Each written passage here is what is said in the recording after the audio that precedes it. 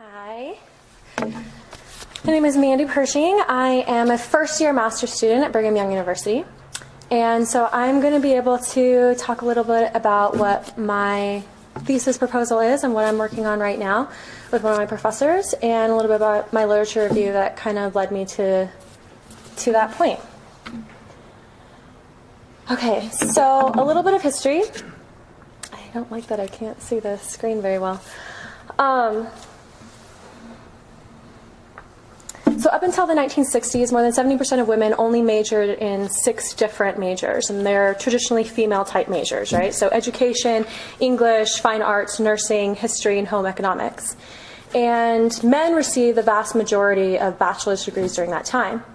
But in the 1970s, with the gender revolution movement and things like that, women started getting more and more into academia. By 1982, they reached parity with men on how many bachelor's degrees overall were received.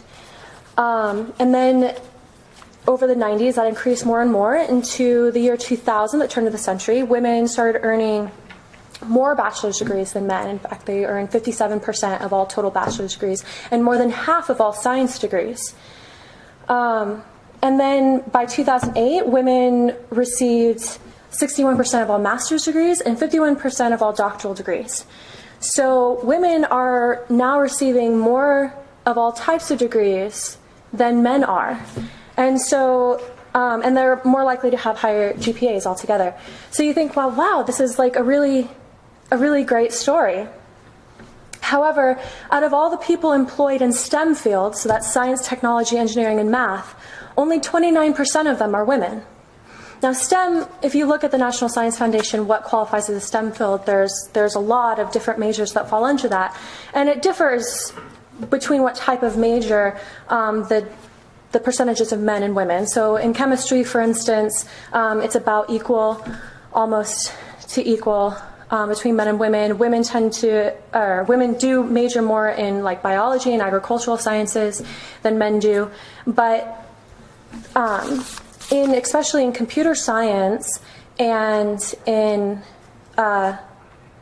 engineering, women are like way below men. And 15% of all engineers are women. So that's kind of really interesting when you know that women receive more than 50% of all bachelor's degrees in science than men do, that only 15% of engineers are women. And of course, that breaks down even further. It's kind of interesting, the type of engineering. 30% of that 15% of women are in environmental engineering, whereas only 7% are in mechanical engineering. And mechanical engineers earn more than environmental engineers do. So it even breaks down further than that. But it's kind of interesting. So you have to wonder, where are all the women going?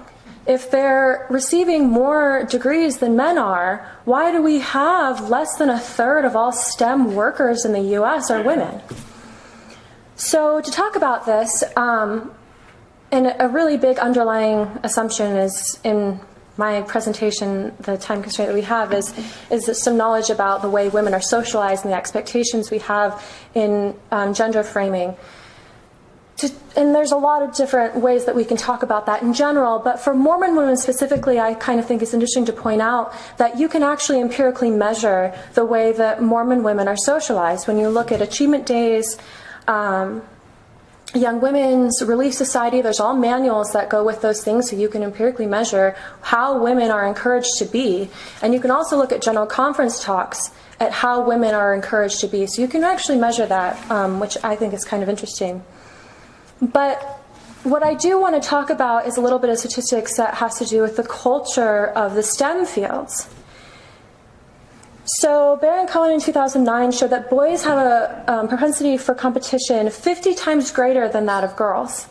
And since the STEM fields, science and technology fields, were founded by the white male because of white male prestige, especially during that time, the culture of competition really does carry over in how STEM majors are taught. So one aspect of it is students are graded on a curve. So instead of being encouraged to like work together, students are kind of seen as like rivals, right? Another aspect is the weeding out process, so that students who aren't performing highly enough tend to be marginalized by their professors. Another interesting new research that's coming out by a couple professors at Harvard and at Duke University are showing that women are more sensitive to grades than men are. So the whole phrase "C's get degrees" was not coined by a woman. And in fact, women are more likely to drop out of these harder majors if they're not getting A's and B's. And then when there's a lot more research that has to do with self-assessment on how proficient they are, and women tend to rate themselves as more lowly proficient, especially in math. And then we can talk a long time about the cultural feminine self-doubt. I think it's one interesting, there's a lot of research out there on it, and how women tend to have greater senses of self-doubt than men do, and more importantly tend to act on them by dropping out of these different majors. But I thought that it was really interesting. Dweck in 2007 knew that boys and girls at elementary school level are performing equally in math, but by the time they get to high school, they are not. And one of the biggest things that happens in that time is the change in middle school, where middle school girls tend to start acting on that cultural sense of self-doubt that math are hard sciences and they're not for me. So when we talk about, so that's, all talking about educational aspects. When we talk about the actual careers, one of the biggest key aspects that are cited by women is their difficulty in being maintained in the STEM fields is the struggle between career and family. And men have that struggle too. But women have the unique experience of being pregnant. And there's a lot of research out there showing that women are way more likely to be the primary caregiver to young children, infants and toddlers and young children, than men are. So it affects their lives in a lot different ways than it affects men's lives. Furthermore, even if a woman is saying, "Oh, I want to have a career, I don't want to have a family," Hubbard in 2001 showed that a woman of a childbearing age is seen as potentially pregnant, even if she's not actively trying to become pregnant. So therefore is often overlooked for promotions and things at work, is not seen as a viable investment by companies.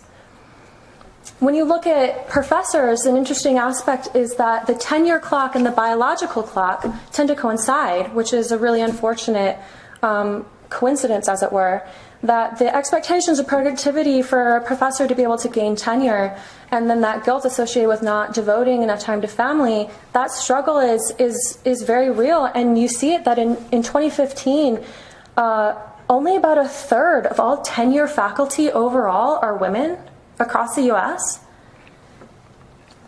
So, I wanted to have a little disclaimer here. When we look at the bigger picture, there's a lot of different reasons that both men and women choose to be in this field or that field. But the thing about it, and there's all these different ratios that go into it. But the thing about it is, when 15% of women are engineers and a third of all tenure faculty are women, I think Durkheim would agree with me that there must be something bigger going on here than just personal preference. So this brings me to some research that I'm working with my professor at BYU, Dr. Ben Gibbs, in 2013 and 2014, was interested in students at BYU who were majoring in majors that over 80% of the major was the opposite gender. So men who are majoring in majors that over 80% are mostly female, and then, the opposite with women. And he became, so he had, a 30% response rate from these surveys that he did, and there was 210 different survey items, demographics, political views, aspects of the major decision processes, intended career paths, concerns about the future, all kinds of different things that he measured. And he became most interested in women at BYU who were majoring in STEM fields, and I'll get to why. So he conducted 31 in-depth interviews with women who are currently majoring in STEM or who had dropped out of STEM at BYU.